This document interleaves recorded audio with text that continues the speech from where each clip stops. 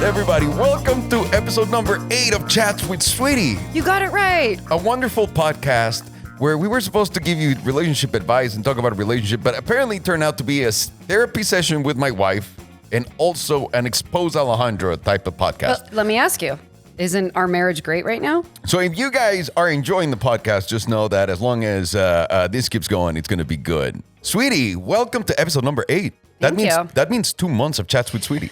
It does. Time flies by when you're in love, huh?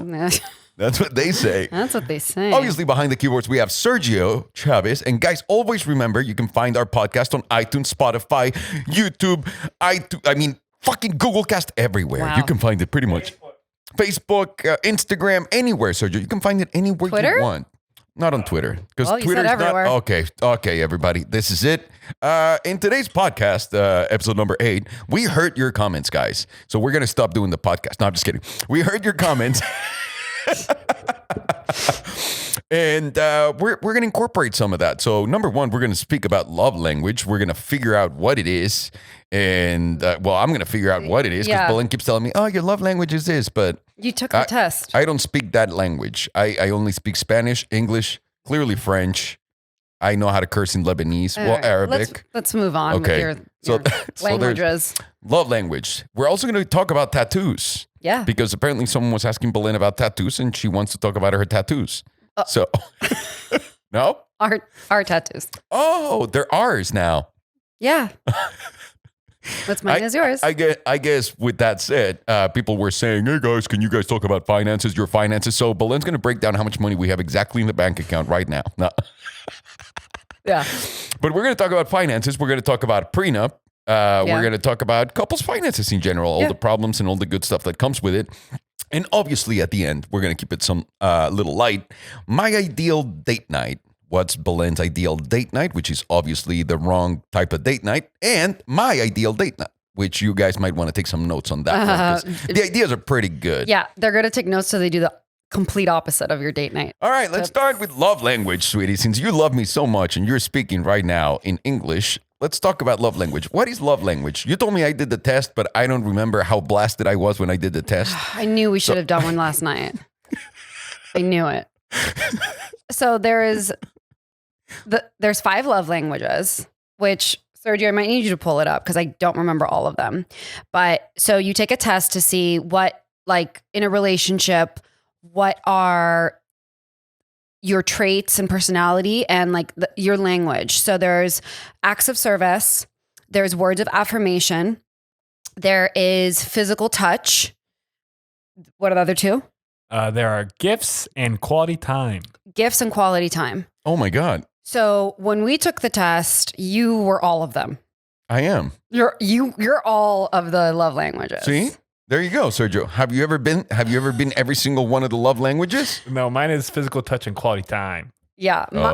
I also, but see, he associates with all of them. I have quality time when I'm doing physical touching.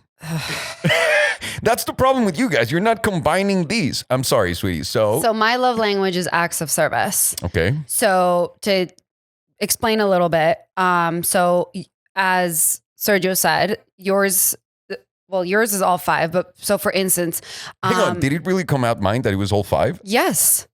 We can retake it again tonight, but like it'll be the same result. I didn't think that was possible. You understand what I'm saying, Sergio? There are levels. Here's the thing. There's people, and then there's you have Alejandro. rankings. You can you'll have a number 1. Did he get like a number 1 or 2 one? Number 1 on everything. His number 1 was physical touch. Makes sense. Yeah. So obviously physical touch is obvious. It's like physical touch. You're a hugger, you're affectionate. Words of affirmation is like me saying, I'm so proud of you. Like, you mean so much to me. Gifts is gifts, obviously.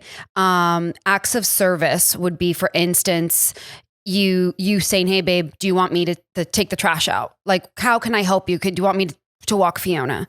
The other one is quality time. So that's like one-on-one time. And did I cover all of them? Yeah. Those were 5? Gifts. Did you cover gifts? Yeah. Gifts. Yeah. You can bet your ass you did. So for you, those are all the ones. like you associated with all 5, but mainly the physical touch. Okay. So for me, mine is acts of service, because that shows me like that is my love language. Like that to me is so much greater than you telling me, for instance, like, I'm so proud of you. Like for me, it would be like, oh my God, he took the trash out without me asking, like major. And that's called what? Acts of service. I feel like that should be called just woman versus men, no? Like there's a movie with Vince Vaughn and Jennifer Aniston, mediocre movie, fun. It's a great movie. It's called The Breakup. The Breakup. And she's like, you want me to, and Vince Vaughn goes, you want me to take the trash out? No. You want me to do the dishes? And she goes, no, I want you to do the dishes. So I understand what you're saying, but so it's you thinking about it on your own. So for instance, an acts of service that I do for you every single day that you really appreciate is I bring Alejandro breakfast in bed every morning. Yeah. I make you coffee and I bring you celery juice. That's an acts of service that like really means something to you. Instead of you saying, hey, I want you to do this for me. Yeah. It's just something that I enjoy doing for you. So the trash, sure, that's fine. But like, let's say you knew I had a long day at work and you would be like, hey, can I take care of dinner tonight? Got it. That would be like you helping me out without me having to ask you to do it. It's just you doing something because you know it would mean so much to me without me having to ask for it. Got it. Does that make sense? Yeah, of course. So that's exactly it. Like, hey, how can I help you out? Or I was at the coffee shop and I picked you up a matcha. Just like thoughtful things, because that to me that shows me how much you care. Got it. So I think the whole reason why we're discussing this is that I do think it's important for couples to know that, so that you can be attentive to each other's needs. Not every single day, we're human, but like to be aware of those things. So for you, I know physical touches. So like I always make sure I go, I try to always be above and beyond, knowing like I'm hugging you or I'm kissing you or I'm rubbing your back, because if I'm not, then you feel not rejected, but it doesn't make you feel good.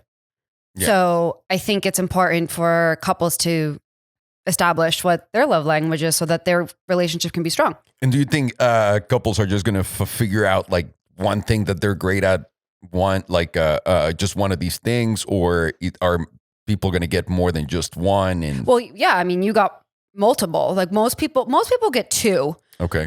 Mine is just like was very clear. Like that is something because that is the only thing you do. Because I'm just fucking with you. We're gonna end up in couples therapy soon. Actually, I wish this podcast. Oh wait, there's video on YouTube. That was an incredible face. Oh, I'm sorry, baby. I'm sorry. That was such an easy jab to take. Wow. I'm sorry. Don't worry, I'll get you back. So what do you think makes a great couple with these? Do you think they both have to have the same thing? Do you think both will have to be different every single time? Do you think, what is your guess? Because I like when couples complement each other rather than, oh my God, we like the same things. Those are your friends. Yeah, no, of course. I think everyone's going to be different because everyone has different needs. No, I understand. What I'm saying is, do you think in general couples would do better with finding an opposite, like a different type of a love language person than they are, so they can bring 2 different things to the table? Yeah. Do you think it should be the same? What do you think would be best and why? I mean, it's just a rant. I mean, we're just I'm not a psychologist, but wait. You're I know not? It's shocking.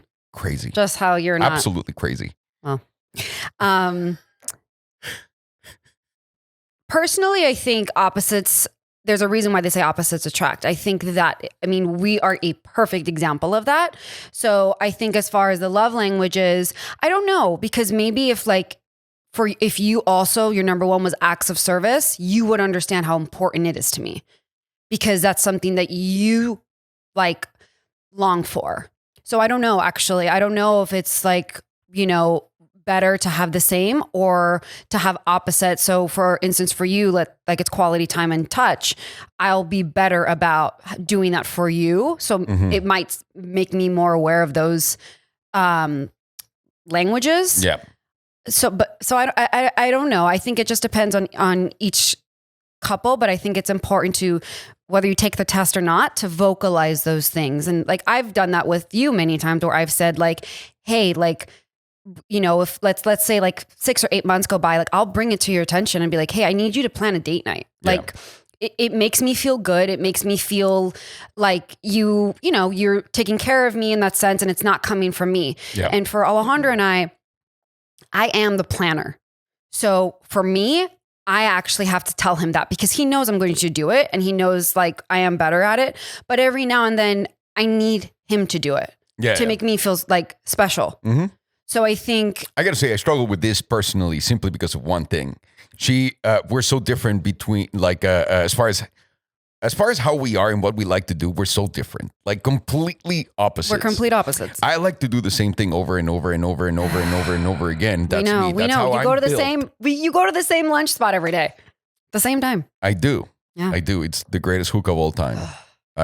We won't. Hey, by the way, everybody that's asking me, Sergio and Belen, we are all under big. Do not. It's going to it's in the vault. It's in the vault. You guys will never find out. I go to the same spots. I do the same thing. I like routine. I like knowing what comes next. I don't like to go figure out like, ooh, am I gonna go have a shitty experience somewhere brand new, or am I gonna have the great experience that I already know that I'm gonna have? I'm the guy that will always have the great experience that he already had, right? Because you're a cartoon. Yeah, but I also know on the other end, you will take me to other spots so that I can find those spots because I have to go with you, which is good. Because it broadens your horizons. But when you tell me, oh my God, babe, can you plan a date night? I'm going to go to the same fucking place I always go. You guys, and that's what drives you nuts too. Yeah, so true. I'm absolutely in a circle that no one can get out of, because if I do it and if I do what I good for me, then I legitimately have to do something that's completely outside of my comfort zone. Well, there's this thing. And also I suck at it. There's this thing called Google, and you could just go to Google or Yelp and put in a restaurant or a hike or anything. The point is for it to come from you. No, I completely understand. I'm saying that's where probably people like me would have a hard time with that and fully doing that. And for people who are like me, it happens like once or twice a year where I feel you feel neglected because you are, and obviously like last year is not a good example because we've been in quarantine, but prior it would be like, I need to give him a gentle nudge. Like, hey, it is. Yeah, no, I'm sorry. I was just laughing with Sergio about something else. No, you weren't. You're getting one step closer to couples therapy. I don't know what you're talking about. I'm not throwing myself under this bus with you. You just started laughing and looking at me all weird. Like, yes, it's a reminder to, hey, can you think of anything or go on a drive or just something that's coming from you? And again, and this is our relationship, it doesn't need to be every month, but every like blue moon, it feels so good for somebody who's always doing it. Yeah, I totally get it. And I actually think that is the best case scenario when two people are completely the opposite and they find each other, because they'll broaden their horizons. They'll be able to do stuff that they thought, I don't want to do that. And then you end up liking it. That's how you were for a really long time. That's what I'm saying. Yeah. No. I'm just saying that's how Alejandro was for like years. And then babe? How? Go ahead. Complain to everybody. Apparently the podcast needs to know how bad I was. You were always very guarded. Like you didn't want to try new things, but then when you did, you would like enjoy it. Yeah.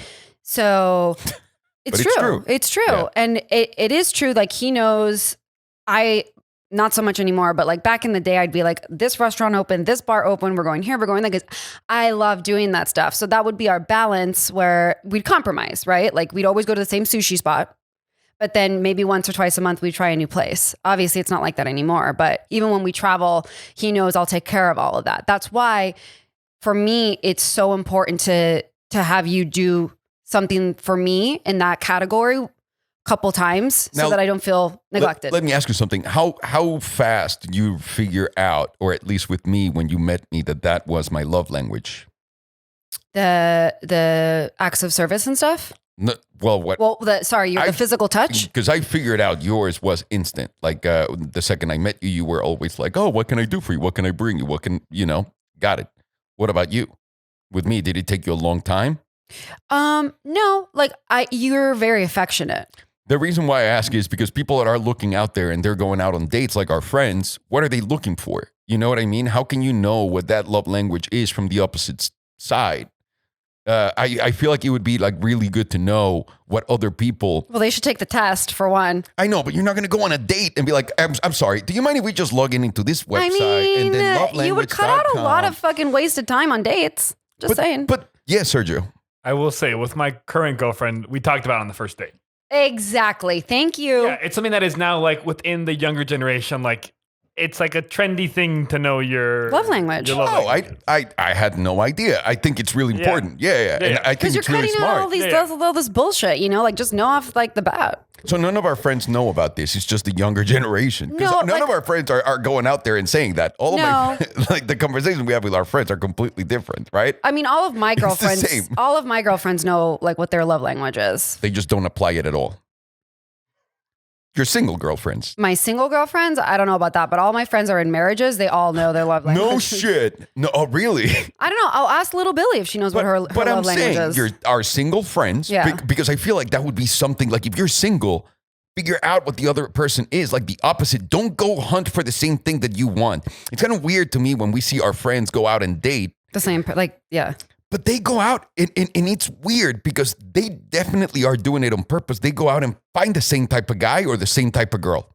It's a 1-to-1 every single time. Like they bring him like identical. Yeah. And I'm just trying to figure out, do they not know what is their love language and what they're looking for? Or I think it's a combination. Let's face it, they do want to date, right? They say, I do want to find the right person. It's just all these people that I am, porking are not the special person that I thought. I think it's a combination of not knowing what the fuck they want and then like being confused. I think just all around. That's what I'm saying. Yeah. You build some structure, people. Go on the fucking website immediately. Lovelanguage.com. It's true. I don't know the website. This is not sponsored. This is not sponsored. Go figure this shit out right now and then go on a date and ask the other person. And then you'll see. I agree. And don't get scared. And I'm not yelling at you. I'm yelling at these people watching me now. But and whenever you find out, like whenever you go see them and find another person, make sure it's a different one and make sure that person has an open mind to be able to has an open mind for that person to be able to accommodate your love language and you can accommodate their love language. Because a relationship is not about like, man, all these girls are the same or all these guys are the same. They're not. Your attitude is the same. Yeah. The obstacle and the barriers that you're building and the type of fucking asshole that you're dating, whether it's female or male, it's your fault because you're looking for that. Do you agree? Yeah. Like unconsciously, these people are looking for that. Yeah. Boom. Lovelanguage.com. It's not a real website, but if it is, I need some money.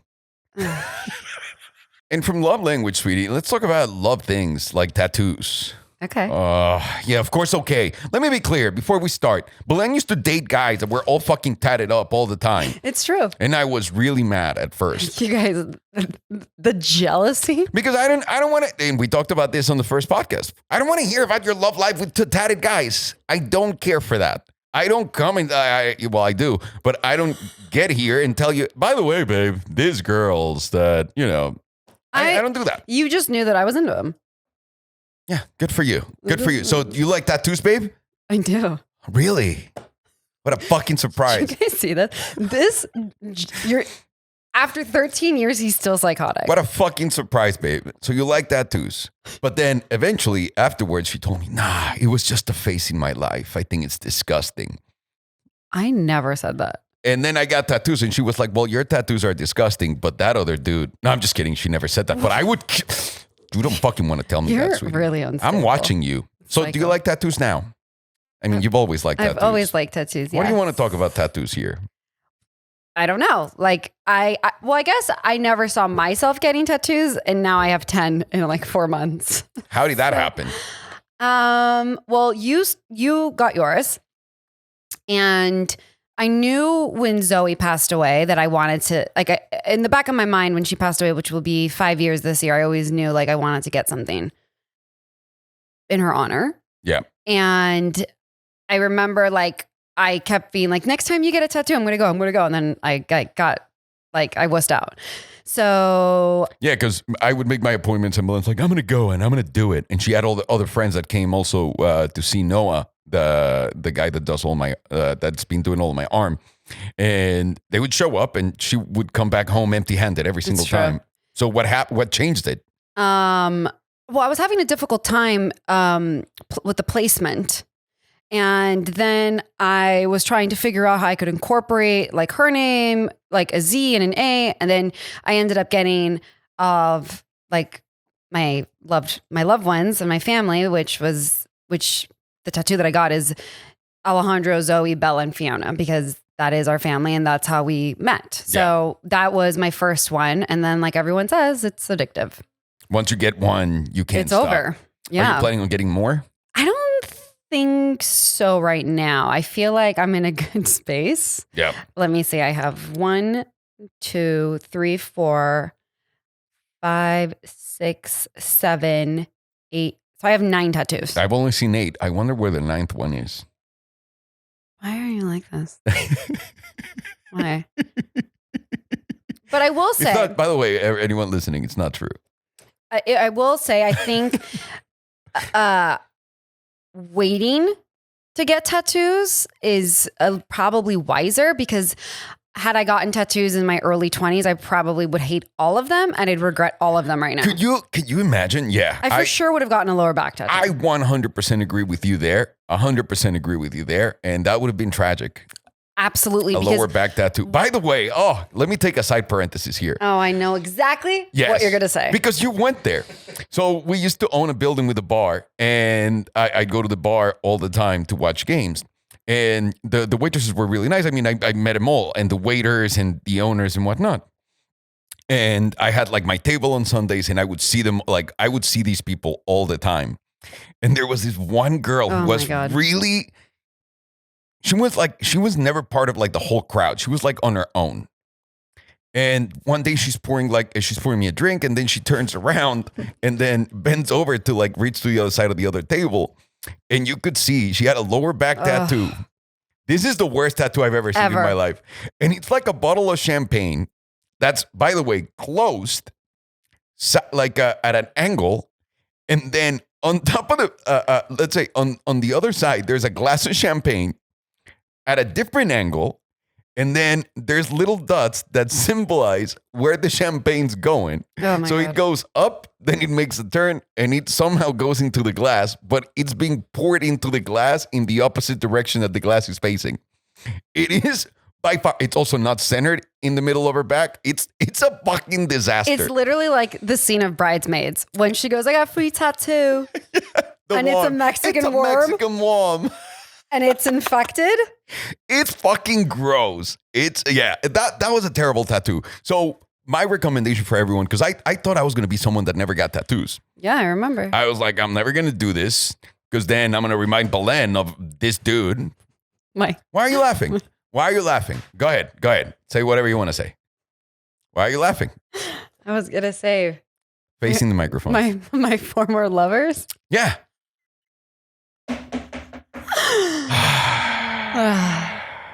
So I didn't want to get a tattoo. That's one. I always played with the idea, but then I met you and you were saying those stories. I was like, I don't think I need a tattoo. And then I actually just went with Rodrigo. He was getting a tattoo.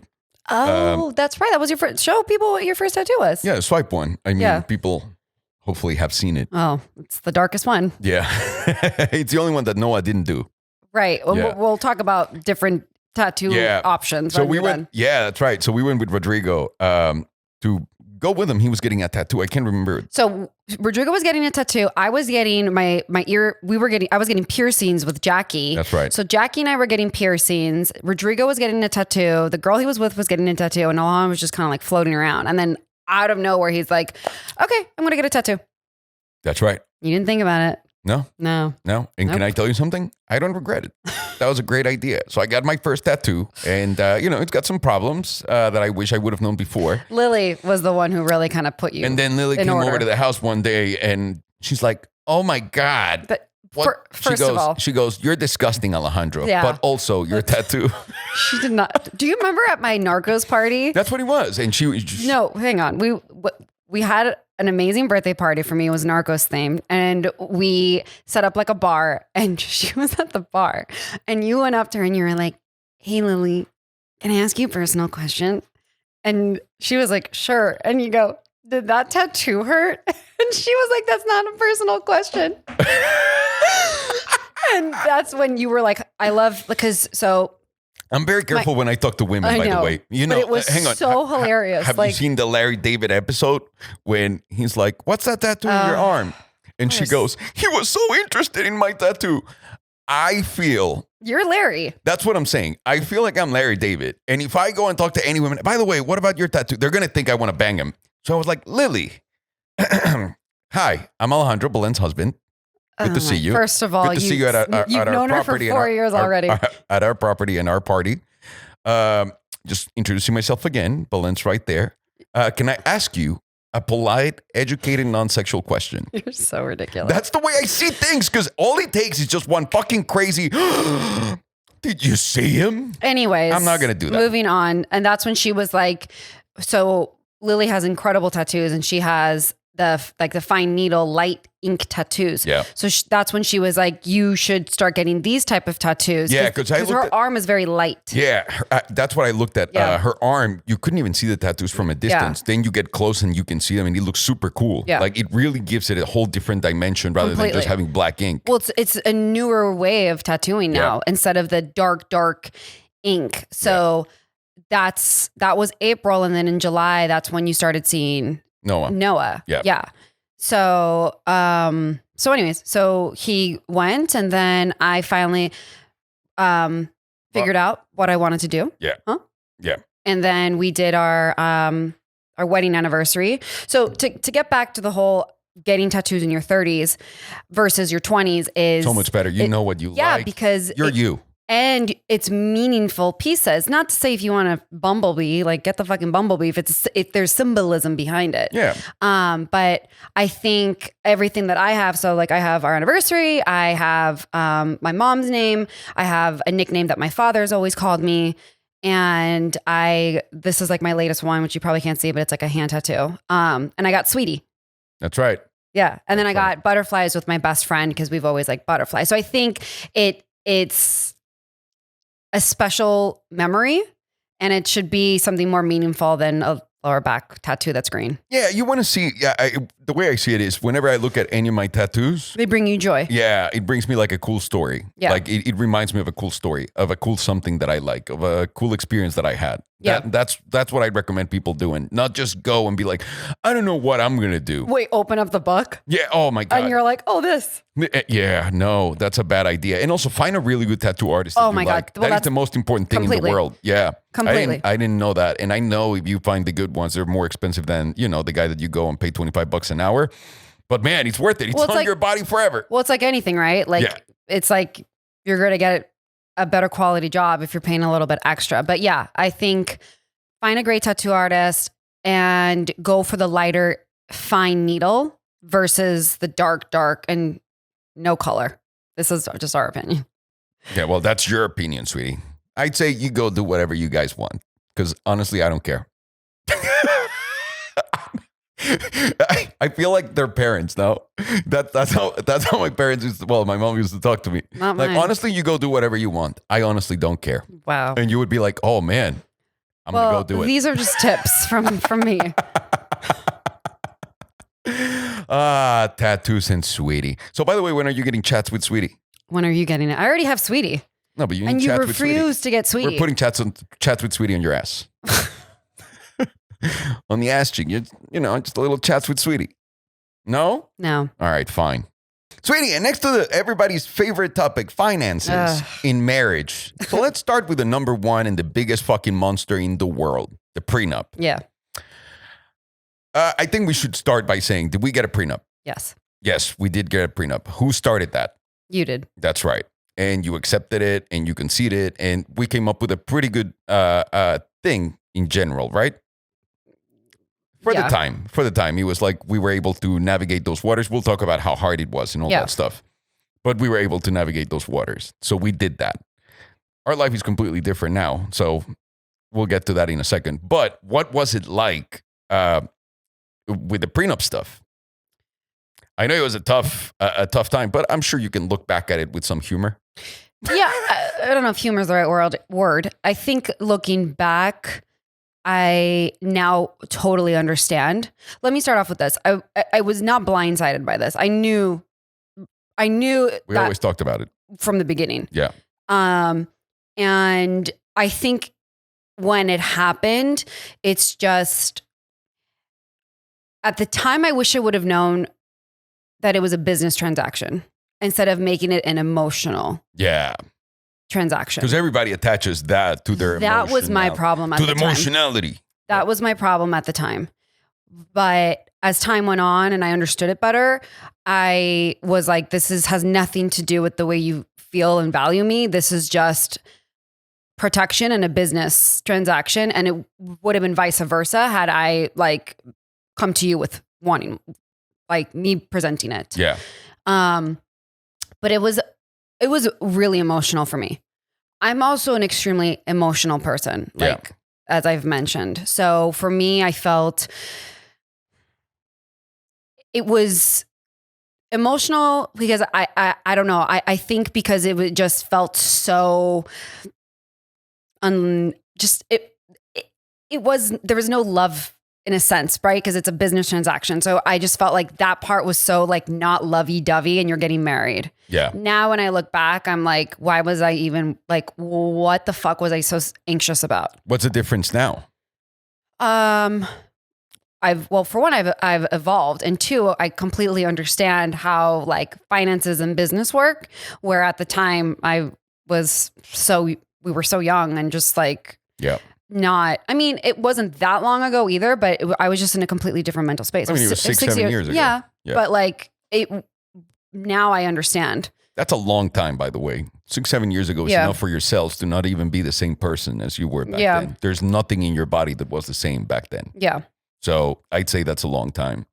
I agree with you. I think a lot of it is the stigma of what it means and the way you look at it and how it's presented and how you're looking for the first time, because you associate marriage with fun, right? Or am I crazy? You associate the word marriage with fun, love and all that stuff. But the reality is marriage is nothing but marriage is not fun. No, that's a good one, sweetie. Marriage is really nothing but a legal document that has no love whatsoever. Right. That gives the state a right over what, or a country or whatever. It gives the law a right to getting involved in your relationship with someone else.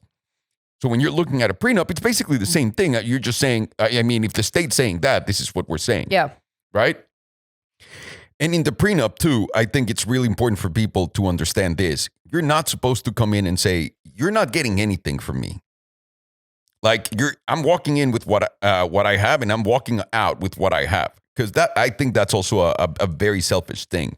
Yeah, a lot of people will be able to see who the other person is based on the concessions up front that they're making. 1,000%. 1,000%. I agree with that Because statement. He was never like that for us. He was not like, well, babe, you signed this piece of paper and then fuck you. There's nothing for you anymore, right? Like you never felt that. No, I think it was a combination of me not understanding that it was a business transaction, and also I had never met with a lawyer. Yeah. So I was so out of my territory, and it was so foreign and honestly just very intimidating and scary. Like I'm crying in the lawyer's office. Like I was so unstable, you guys. I can't even imagine for everybody, honestly, because that is a real world scenario. No, and it's extremely overwhelming, and they're talking all these terms and you're like, I don't know what the fuck this is. But that's what I'm saying. Like in your world or anybody's world that is not used to dealing with lawyers, like probably just a regular person, just any person. No, and by the way, you feel this big because you're like, there's nothing I can do. And by the way, I didn't have this because I had an amazing lawyer, but it can get very malicious because your lawyer can come back and be like, no, blah, blah, blah. No. And this is something I say, if you guys are negotiating a prenup and doing a prenup, talk to the person ahead of you, like across from you. And say, like a mediator. No, fuck the mediator. You grab Belen and I tell her, babe, this is what I want to give you. This is my goals. This is what, you're going to get. That's what the lawyer's going to put on paper. Is that cool? Yes. Then put it on paper. Don't let the lawyer tell you, I'm going to negotiate for you, because fuck that. You don't understand my relationship with this person. You don't care how much I love her. So if the lawyer is the one negotiating from a blind spot, then he's going to be an asshole. Well, I think that document, he's going to show you to be an asshole. Well, I think that is where it gets really nasty, and that is where resentment comes, and that is where problems come from. So, we didn't have any of that, but I'm just saying all the other things I mentioned, that was also the mental space I was in. That's good to know. Now, let me ask you this, because everything has changed. And as I'm sure you're aware, you pretty much own everything I own. I think I own it more than you do at this That's point. Right. So at this point, you can't say that prenup means anything anymore, right? No, but So tell me your butt. I was going to say, but at the time, that is something that you really needed. And when I remember having conversations with people like, why are you going to do that? And it was like, because that's what he needs. And if I needed it, he would do it for me. Yeah. So I never really had an issue with it. And the built up, the anxiety, and the lead up was the worst part of it. Yeah, it was a huge pain in the ass. And then you're also spending double the lawyer fees, because as a couple, you're spending as one on two people to do something that you guys can just write down if you wanted to, or make an agreement, or talk to a camera and say, all right, this video we'll use in case of a divorce. This is what I'm getting. This is what you're getting, right? Like, it could be that simple. Yeah. But we have to make it. And by the way, a prenup, like in California, if you write down like, if you cheat on me, you're not getting anything. It doesn't work like that. Yeah. Like, prenups have all the fucking problems in the world too that do not apply in the actual that do not apply. Like, you can tell the guy to give you all these things, that you're worried about all these things, and he'll tell you, that's great, I'll put it in there, but just so you know, the state won't allow this. Like you said, there's a lot of stigma around prenups. But I think that's what it showed me, and that's exactly where I wanted to get. Like, it showed me that you were like, yeah, that's fine, dude. I don't fucking care about this. Like, you saw that I cared about you. And as we grew and as we, got closer, and then once we got married, I understood there's no reason for me to be me and then you to be you. We can just be one together. And we started just reconciling everything and putting all of our shit together. And like you said, you probably own more of my shit than me. Yeah. So congratulations to me, everybody. If you see me on the street one day in Belen driving a Rolls Royce, just a reminder that used to be mine. You're so ridiculous.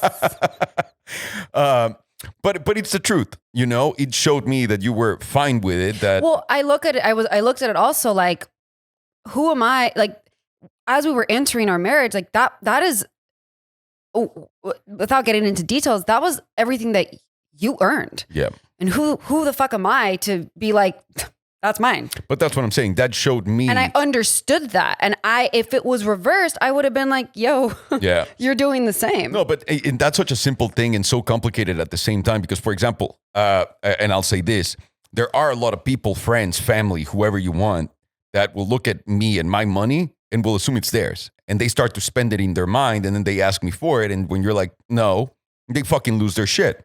Like, and this is something we talked about in the podcast before. Everybody wants what's mine. Mm-hmm. And when you showed me I don't want what's yours, like, cool. I was like, all right, this is good. This is going to go in the right direction. Because my plan was, if she tells me to fuck off with a prenup, then she's absolutely going to take everything away from me when she gets a chance, and I should just walk the fuck away right now. That was my thought. But it's true, because that's happened to me every single time. Right. And you didn't do it. And therefore, I was right about the type of person I thought you were. And here we are today. And that I am, yeah. Yeah. So would you recommend getting a prenup? I still would. Absolutely. For the same reason I said. Absolutely. It's very telling. It's very telling of how things are going to go when you're talking about that prenup, when you're seeing, because you'll see if the dude's willing to give you something, or the woman, whoever has money, is willing to give you something, or if not, if they're just looking at you like, let's see how this works out. Yeah. And I think it adds structure, mm-hmm. and it kind of lays it all out, So I don't think it's a negative. Yeah. I think it's a positive. Yeah. And I think it opens up the dialogue of finances, mm-hmm. and of like, it's one pool. Yeah. And you're a team. Yeah. Which is the most important thing. You are a team, 100%. Yeah. If you can act as one and just earn double and spend once, you're going to make more money. You're going to live better. You're going to have more fun, I'd say, because you have someone to share it with and someone to be with and someone to enjoy it with, right? Yeah. And I think finances is the biggest strain on relationships. Yeah. Always. I mean, we say it all the time. How many people are just sending us messages like, hey guys, loan me money. You're never going to believe this. I'm 23 with 7 kids. I don't have any money right now. Actually, I do believe you because you have 7 kids at 23. I don't have a single one at 36. And I know I can't afford them. You know what I mean? Like, I know that's really tough. Money's a really tough thing. Yeah. And with that, let me ask you this.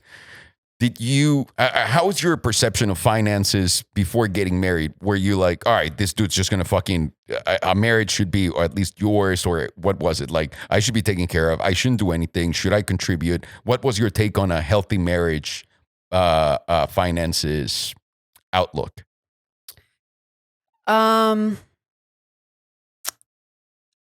Like the roles? What? Like what? I don't understand. No. Like when we were getting married, yeah. What was your take on the finances? What I'm saying is like the roles. Sorry. What I'm saying is, what was your take? Like, were you like, all right, he's got to pay all the bills. I should never worry about that shit. Or should I contribute? Or should I look into trying to help? Or we talked about this in last week's episode. I think you establish your roles off the bat, and I knew I was going to take care of our home and take care of the animals and make our lives, and especially your life, as easy and seamless as possible so that you could be the sole provider at the time financially. But I still worked.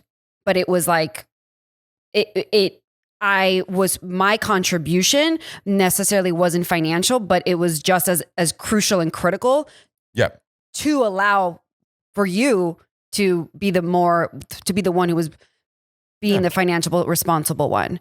So for me, I knew off the bat, like, okay, everything is always going to be taken care of in the house. Everything's always going to be in order. I still worked and I'll contribute, but my bigger contribution was taking care of our life. Yeah. But I think, like you said, it's really important to know what you're getting into, but also at the same time, knowing and having the ability to change that. Change that as time goes and as seeing the situation evolve. Because I get it. Like some women and even some men, man, fuck, if you were really rich, like, there was a rumor, still is maybe around online, that I married you for your money. I would love to. I'd love to just be at home. I'll cook for you. I'll like right now, I got a good 5-7 years on me of doing that shit for you. So if you're down, let me know. But that's what I'm saying. You got to be open to the possibilities of all your roles changing, the possibilities of your environment changing, and looking at other opportunities of growth, right? Because you might want to say, I want to be a stay-at-home mom and that's it.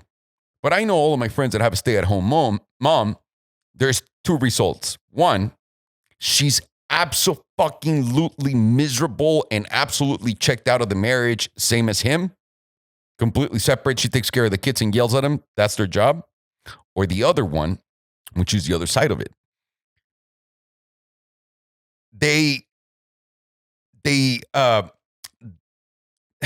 How would you say this?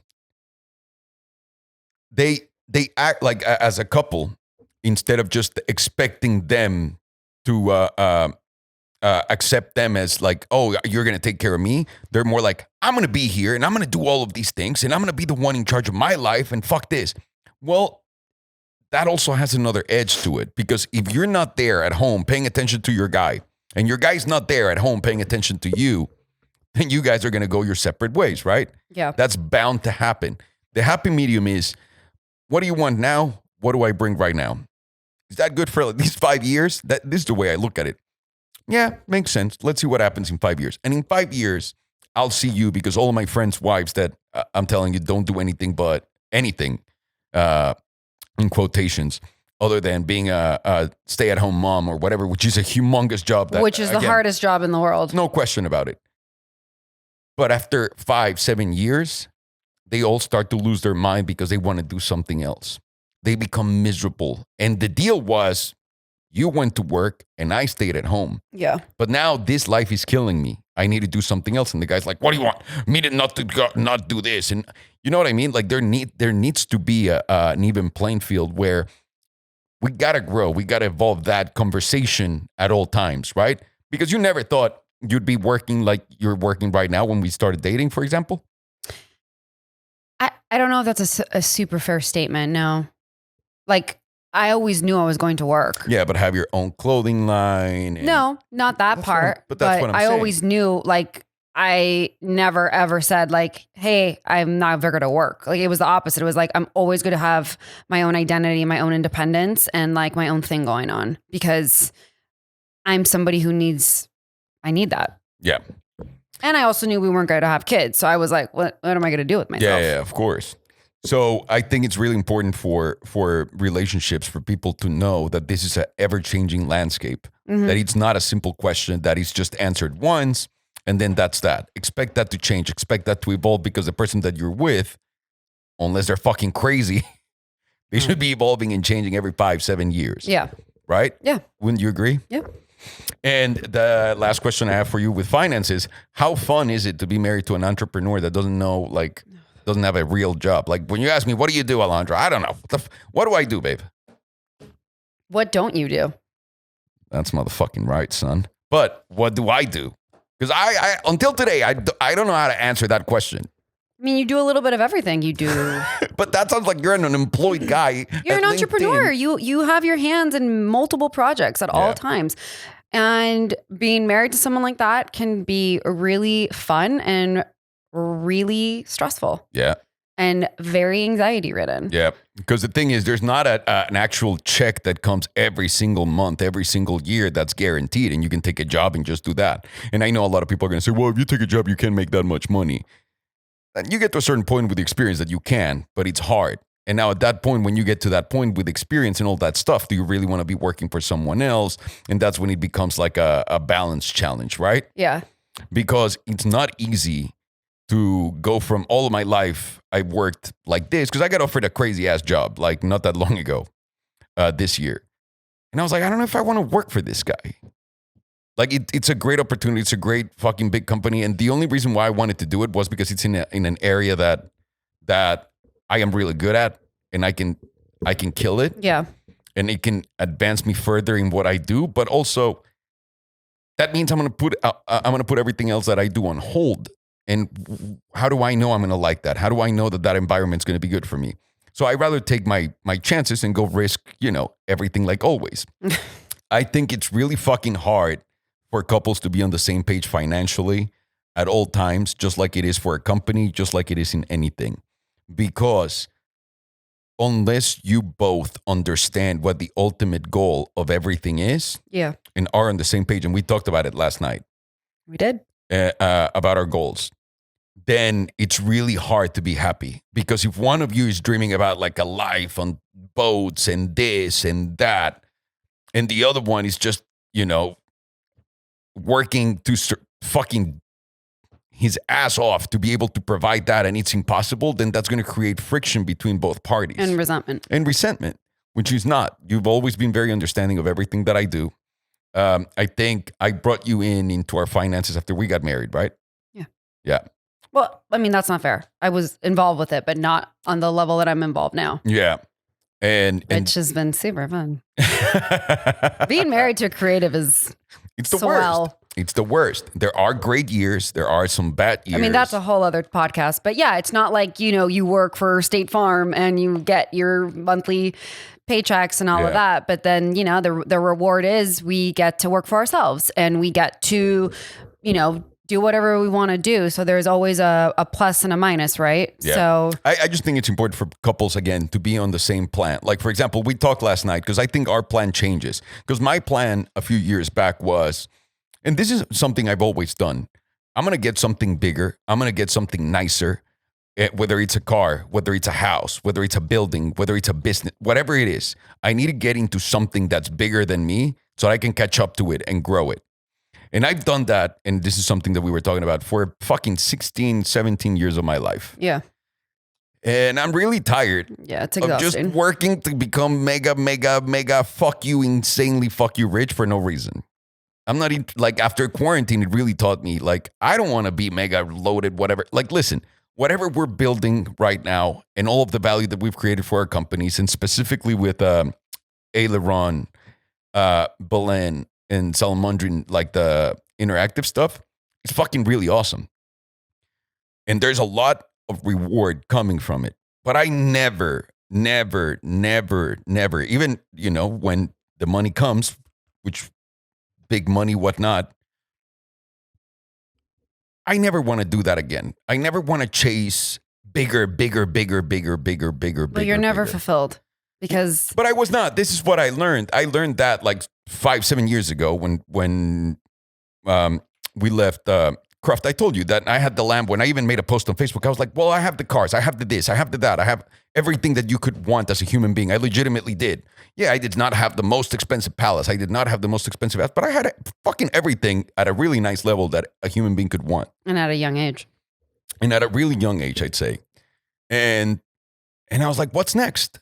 Like, why is there not a feeling of like, oh my God, I got to the finish line? And that was the first time I really dealt with, maybe it's because I'm doing something that I'm not happy with. And then I changed things that I was doing. And recently this year, what it taught me this year while being at home is... Well, last year. No, this year. Oh, last year. There you go. Wow. 2021, baby. There you go. Thank you. During quarantine, I'm looking at the cars, at the Rolls Royce collecting dust, that like all these cars just standing there. And I'm like, why? Why do I want to have all these fucking stupid things that I can't even use, that I'm not enjoying, that I'm like fighting over, that, you know, I had to work for so many years, like traveling nonstop without really spending that much time with you so that I can have more of these things. Yeah. But do I really need more of these things? Do I really need more of the bigger blah, blah, blah? And the answer is no. I am a fucking simple hippie, right? Like, I don't buy myself anything. Yeah. Other than the greatest hookah of all time. Well, that's called growth.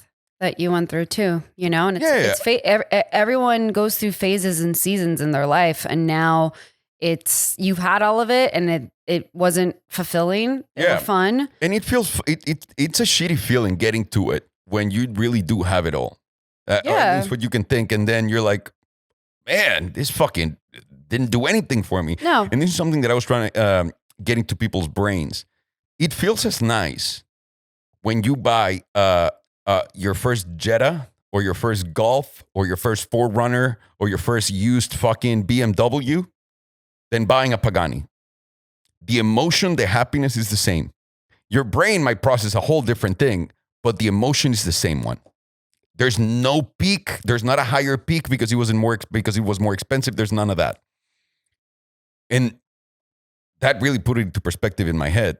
I'm not chasing happiness. I'm not chasing something that makes me feel better. I'm chasing something that apparently was installed in my brain by someone that I wanted that. Well, it's the American dream, right?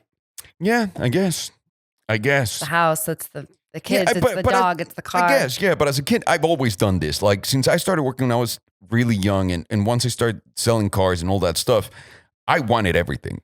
I was like, I'm going to have a Lamborghini one day. I'm going to have a house one day. I'm going to have this one day. And then you get them and you're like, meh.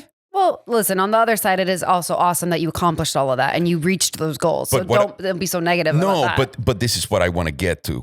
I want people to enjoy while you're doing the process of all of this. Of doing it. And if the process is killing you, that's not worth it. Exactly. So it should be that it's an enjoyable process, because this is the thing. Let's say you say, you know what? I want to save $50,000. You save $50,000 and you're like, that's fucking nothing. I need to save 100,000. And it goes and it goes. There's never going to be a number that is sufficient. It won't.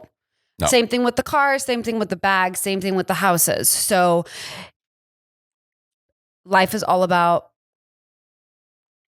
mistakes and learning. And it's about learning. And right, but like you have to have the experiences in order to realize and learn. Mm-hmm. And It's exactly what Alejandro said, is enjoying the process and it being so amazing when you achieve that goal, even if the goal is to save $1,000. Enjoy that moment, be present for it, and really let it sink in. And then it's okay to have other goals. Like, you know what? I'd love to do this again in a year or whatever. But the constant need for newness and also just to keep up, whether it's for your job, an image, to fit in with the Joneses, all that bullshit. Not worth. We've lived it when we've lived it. And now, and again, a lot of it is with age and growth and experiences that we've had. And not to say all those things are amazing. All those things are enjoyable. Yeah. But enjoy the process, because I promise you'll never be fulfilled. Yeah, to me, it's a process right now. That's what I want to enjoy. I don't want to. I don't want to have to travel as crazy as I did. I want to make. We make decent money, and without having to push it, without having to go out there every single day, without having to traveling all the time, we're good. I'm good there. You know what I mean? There's no need for you to fucking go, like for me to go kill myself and do a billion other things, because I don't want that. I'm way happier with you, with Fiona, fucking with Sergio filming some, that's what brings me joy. I'm going to focus on my process and let the results be what they are. Does that make sense? Yeah. Instead of I'm going to set a goal, and that's going to be, my goal is I want to have an awesome, fun life, share it with you, give you whatever I can, as much as I can. And the same with Fiona, and the same with Tata, and, with everybody that's around us. Yeah. That's my goal. That's what I want. It's not worth, at least for me anymore. Because I used to be of the school of thought of, you want to get something? Go sacrifice yourself. Don't go have friends. Don't go do this. Don't go do that. Like, stay at home, work, blah, blah, blah. Put in the time, get your reward. Cool. Been there, done that. Not interested anymore. Well, because the reward is never going to be fulfilling. That's what I'm saying. It's chasing it the other way around. The way we're being told to chase it, it's wrong. Yeah. The way you should be told to chase it is, how comfortable are you leaving your house? How comfortable are you not seeing your family for months at a time? How comfortable are you by not ever seeing your friends, or at least for 5 years? And listen, everything, there's always going to be sacrifices. There's always going to be compromises. There's always going to, you also have to have the drive. It's figuring it out, the balance and the process, and knowing like, I'm going to grind for 5 years. Well, guess what? In those 5 years, you're still going to be like, oh, I have to grind more because I want this now, and I want that one. I want this, and I want that. So instead of you make it about this and change it, you're gonna end up in a great situation. And speaking of great situations, sweetie. Oh boy. So then let me ask you, sweetie, what is your ideal date night like? What is yours? And I'll tell you mine. Apparently you want to, hang on. We all know what yours is. Okay, so here you go. Why don't you tell yours and mine, and then I'll tell mine. Okay.